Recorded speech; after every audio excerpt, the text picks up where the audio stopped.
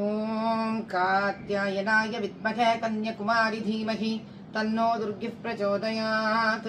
స్వాహా. ఇక రాజమౌళి గారు, మీరేదో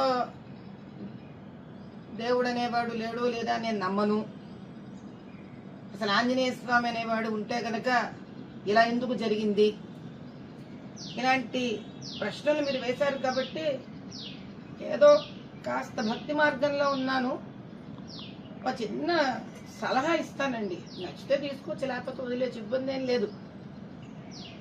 మీరు ఇదివరకు ఇంటర్వ్యూ ఇచ్చారు, మీకు గుర్తుందో లేదో కానీ ప్రజలు కదండి, అందులో ఇది సోషల్ మీడియా ప్రపంచం, ఇక్కడ మనం ఏం చెప్పినా అలా అచ్చుగుద్దినట్టు మిగిలిపోతుంటుంది. మీరు ఒకసారి అన్నారు, శ్రీకృష్ణుడు 16,000 మంది మంచి గర్ల్ ఫ్రెండ్స్ ఉన్నారు ఆయనకి, మంచి కమర్షియల్ హీరో, అందుకే నాకు బాగా నచ్చుతాడు ఆయన, మంచి స్టోరీకి దిట్టంగా ఉంటాడు హీరోలాగా.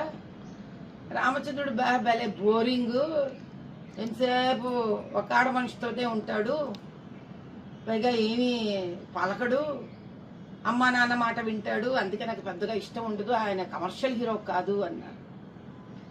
ఒకసారి ఆలోచిద్దామండి. కృష్ణుడి నుంచి తీసుకోవాల్సింది భగవద్గీతలో కొన్ని ఉన్నాయి.